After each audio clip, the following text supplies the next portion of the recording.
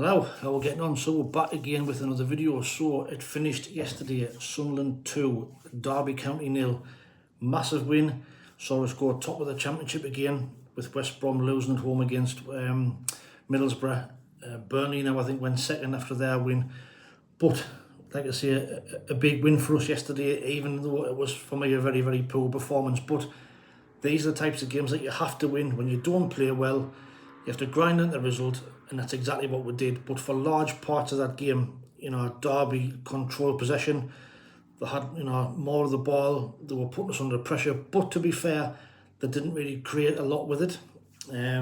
First half, like I say, it was a lot of sloppy balls from us. We struggled to get into the game. The tempo again was slow, I thought. And Derby, for all they'd lost all 3 away games, they come here and I think they tried to give it a go, which probably helped us a little bit. But like I say, we struggled to get any sort of foothold in the game. We kept on giving the ball away. Roberts struggled to get into the game. Isidor hardly got into the game in the first half. And the game was kind of petering towards a boring 0-0 until Jobe, absolute rocket, was strike. Should have scored with a header about 2 or 3 minutes before that. But then, like I say, he picks the ball up. There's a bit of a, a sloppy possession in the midfield. It breaks the Jobe. It takes a touch and fires a shot right at the top left-hand corner. Absolute rocket. And that kind of, came out of nowhere. Nobody expected that, but we'll take it. It settles us down, and then, we're going into half-time 1-0. And then second half, you want us to try and up the tempo a little bit and keep control of the ball and dominate the ball, and we didn't. It was much the same pattern as the first half, where we kept on giving the ball away, sloppy in midfield again. Roberts came into the game a little bit more in the second half, I thought, but was largely ineffective. Mundell was again the danger man, but last night, for whatever reason, he seemed to be wanting to take too many touches, and then he was getting crowded out or giving the ball away, or then having to be forced back, where in recent games he's been beating his man and whipping across in, and that's how we got the second goal. We get the ball down, Mundell goes down the left-hand side, whips the ball in, and there's Wilson Isidor for his second goal in 2 games to make it 2-0. And then you think, right, that's got to be game over. Let's settle it down. Let's take the game by the scruff of the neck, and then let's get a third and fourth and kill the game off. But that didn't happen. If anything, Derby grew more into the game. Mackem got booked for a strange tackle. Well, not a strange tackle, a bad tackle. He had to go diving in because Hume was caught out of position. Guns racing across and dives in. Gets booked. However, the referee, I just want to mention the referee was absolutely terrible last night. That's probably one of the worst refereeing performances I've seen for a long, long time at the Stadium Light. Some of the things that he got wrong, like their player blocking Anthony Patterson from a kick out, blatant. It's a standard yellow card. You do that, it's automatic yellow card. Referee, no, didn't give it. Second half, I think it's Goodman, I think he's called. Pull back, I think it might have been Dan Neil. Pull back on Dan Neil. Again, standard yellow card, not given. 30 seconds later, Goodman gives a foul away, books him. He should have been sent off, so there you go. But he was really, really inconsistent last night. Some of the things that he missed, and some of the things that he should have been playing advantage with. Then he was blown for a free kick maybe 5 and 10 seconds after the thing had happened. So frustrating, so poor. Thankfully, it didn't cost us, but dear me, what a shot on referee. I think it was Dean White. That was terrible. But back to the game, we then, like I say, you're not hanging on, but if they had nicked a goal in the last 10 minutes, we would have been hanging on. But we're getting the win. It's a 2-0 win. It's 4 home games off the belt without conceding a goal. 4 wins, not conceded a goal. We'll take it. We're back at the top of the league. Sets us up nicely for Leeds on Friday night. But if we play that way on Friday against Leeds, it's going to be a much, much tougher game.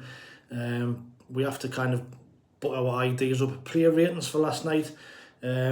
Well, I'll probably give Patterson man of the match because, he probably saved us 3 or 4 times, made some great saves, point-blank saves. So I'm going to give Patterson 8 out of 10. The back 4, Hume and Dennis Cirkin, I thought struggled last night. Dennis Cirkin in particular, I thought he was off his game, looked a little bit sluggish. So I'm going to give them both 6 out of 10.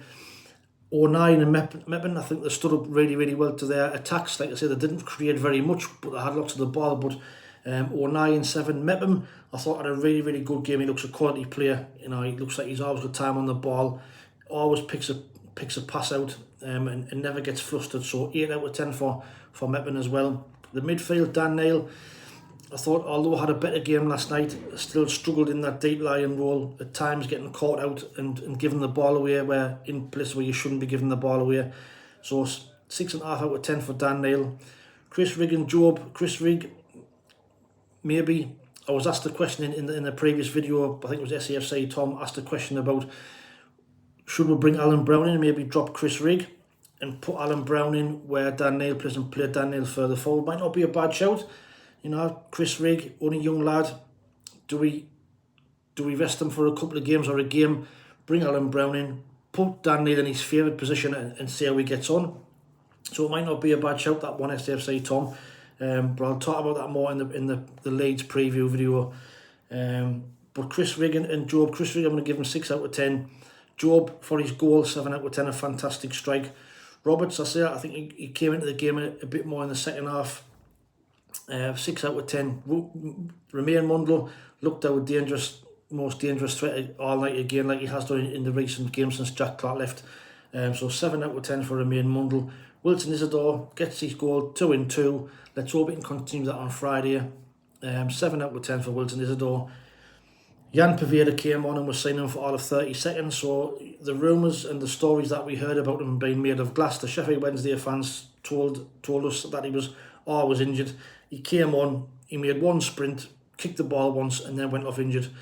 Reg Labrie said he's out for possibly 2 weeks, but it's already looking like he's going to be a waste of a signing. We'll have to wait and see, but for me, he doesn't look like a good signing at all. Nazari Russian came on a little bit later as well and, you know, grafted like he always does. Just on the substitutions, I thought I'd like to know what your thoughts are on the substitutions, because at 2-0 the game's probably won, you think,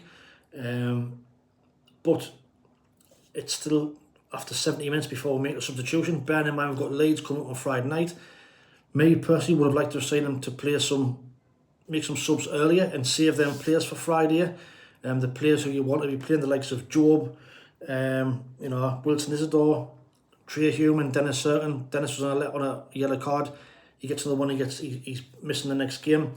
Trey Hume is on 4 yellows. Could he have took him off and made sure he was available for a Friday night, because it's a very, very important game. But I just think sometimes Reg Labrie's subs very, very late in the game, you know, it's been over 70 minutes in majority of the games this season, but it's working. Didn't want nothing too much, but for me, I would have made them a little bit earlier and kept some players fresh for Friday night. But we've won again. We're top of the league.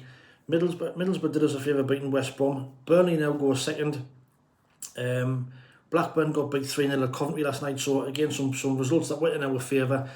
Friday night, let's hope we can get 3 points on the board, beat Leeds, and then we'll be 4 points clear going into Saturday's games, where we can sit back and watch the rest of the teams coming up. So, but let me know what your thoughts were in the comments below about the game last night. Like I say, apologies that I can't reply to all your comments. As you can see, I am away still. I'm not back till Saturday. But please, if you don't mind, like, share and subscribe to the channel. Share this video, it'd be greatly appreciated. I'll be doing a preview game for the Leeds, preview video for the Leeds game at some point later on today or tomorrow. But in the meantime, like I say, big win, big 3 points, poor performance, but we'll take it. Take it easy, stay safe, speak soon. Ta-ra.